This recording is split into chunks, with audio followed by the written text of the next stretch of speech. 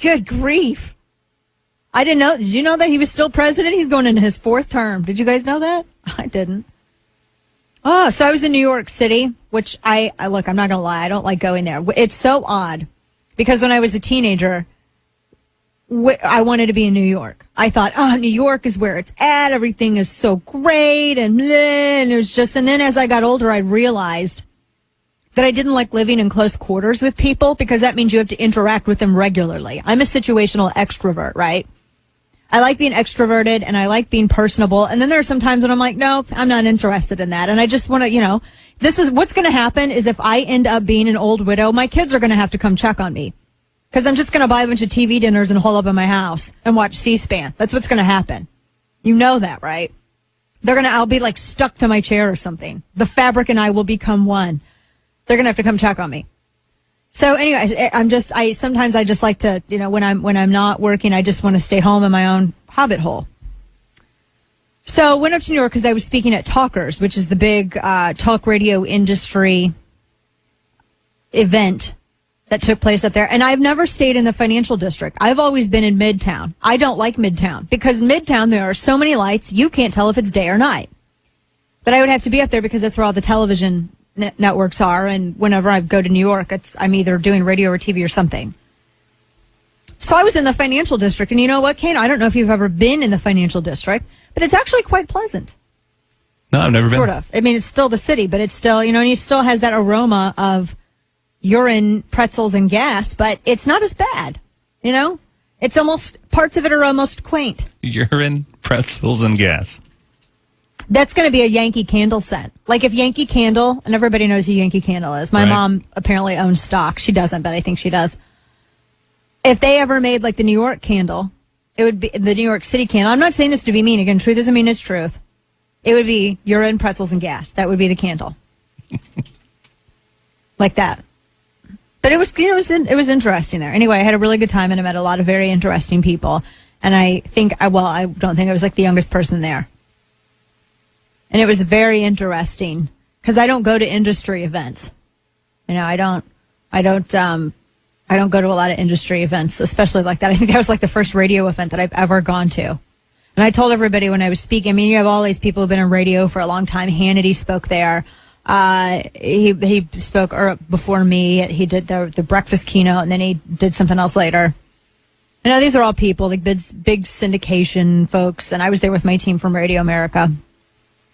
And I felt like the high school freshman in a new school walking around trying to find a place to sit out with your lunch tray and you're trying to balance that apple in the corner. It was interesting. I tweeted some photos. I had a nice little banner thing in the area where everybody was eating. So that was neat. It was interesting. I met a lot of people. It was very fun. And I met some people who talk like this. Hey! And they talked like that even when they weren't behind the mic. Did you know that? That doesn't go away apparently. And there were some liberal talk hosts there as well. So I didn't talk to any of them. I saw them. It's kind of like it. But it's very interesting stuff. There was a lot of discussion about the state of radio and how talk hosts nowadays, especially after the Fluke incident, there was some discussion as to whether or not radio talk show hosts have to watch what they say more closely because someone, heaven forbid, could be offended. Here's the thing. I don't care about being offended. Do I get offended when I hear progressives say things sometimes? Oh, of course I do, because I'm human. I get offended. What I don't like is the police movement. And there was a dude from Media Matters in the audience. His name is Joe. We actually get along, even though I think he's totally full of crap. We get along. And I keep telling him all the time. I said, oh, how's it going at Media Matters? Because they won't let you unionize and all that. I wanted to check in on his well-being because, Media Matters isn't letting their employees unionize, but yet they love them some unions. I said, man, how's it going over there? I heard about the tough news or, they're not letting you unionize. I hope everything's okay. You should leave that place. So anyway, he was there and I kind of called out the website from the stage. I'm like, look, it's because of websites like that. These people who act like they're the brown shirted speech police who freak out. Talk radio is informative.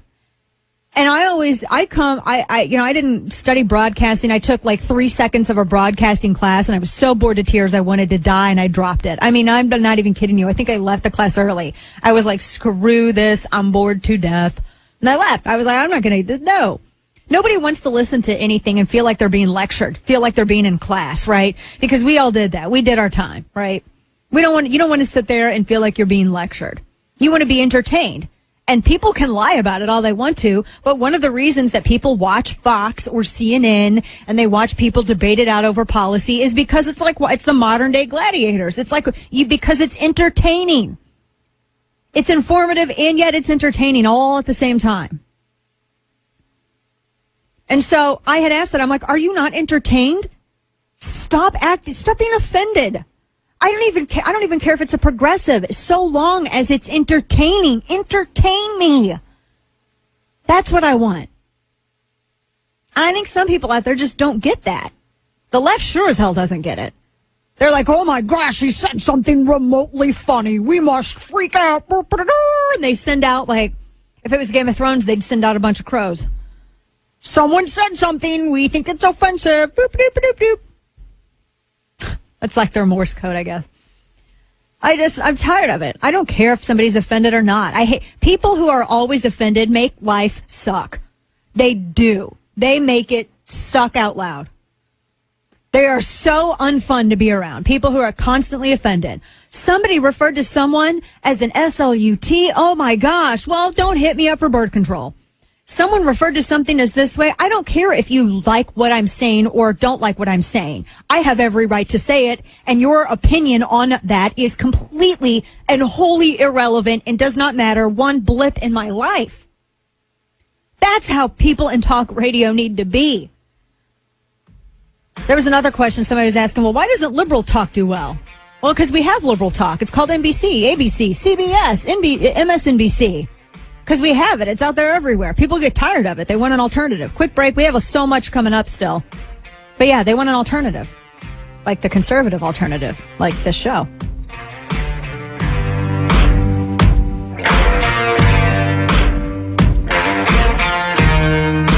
The Dana Show. Get more Dana Show at 971talk.com. This Dana Show podcast brought to you by Air Comfort Service Heating and Cooling. Need service, maintenance, or a new HVAC system? Air Comfort Service works 24/7, keeping area homes and businesses comfortable. If you have a heating and cooling problem, visit aircomfortservice.com.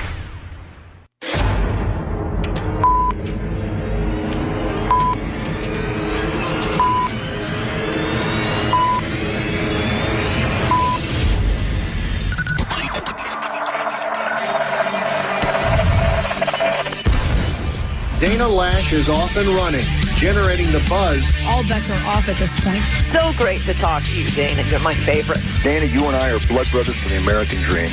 Dana Lash, the conservative alternative. This is The Dana Show. Former Vice President Dick Cheney has been quite critical of this president. He wrote an op-ed this week in which he said, in part, rarely has a U.S. president been so wrong about so much at the expense of so many. Too many times to count. Mr. Obama has told us he is ending the wars in Iraq and Afghanistan as though wishing makes it so. Do you think Dick Cheney is a credible critic of this president? I think the same questions could be asked of those who supported the Iraq war. You know, were they right in their predictions? Were there weapons of mass destruction there? That's what the war was sold on. Was democracy easily achievable? Was the war won in 2005 when many of these people said it was won? They didn't really, I think, understand the civil war that would break out. And what's going on now, I don't blame on President Obama. Has he really got the solution? Maybe there is no solution. But I do blame the Iraq war on the chaos that is in the Middle East. I also blame those who are for the Iraq war for emboldening Iran. So a lot of people are freaking out over Rand Paul, who is making a mad dash to the center on some things. Because he wants to run in 2016. He wants to run, and Ted Cruz has got the constitutional conservative thing pegged down. And look, I know Rand Paul, so I don't want to get yelled at for it. I actually know him, unlike some people who would yell at me. But no, he is moving towards the center. That's why he's been working with Mitch McConnell so closely. But he's not wrong in that this whole thing predated Barack Obama, unless we are to believe that Barack Obama is a vampire, thus immortal, and was actually around before the United States of America and even further back into history when all of these fights between Sunni and Shia first began. this all predates even the United States of America. So I disagree when it's like, oh, this is all Barack Obama's fault. I disagree with it. I do. Now, was he ridiculous in terms of withdrawal?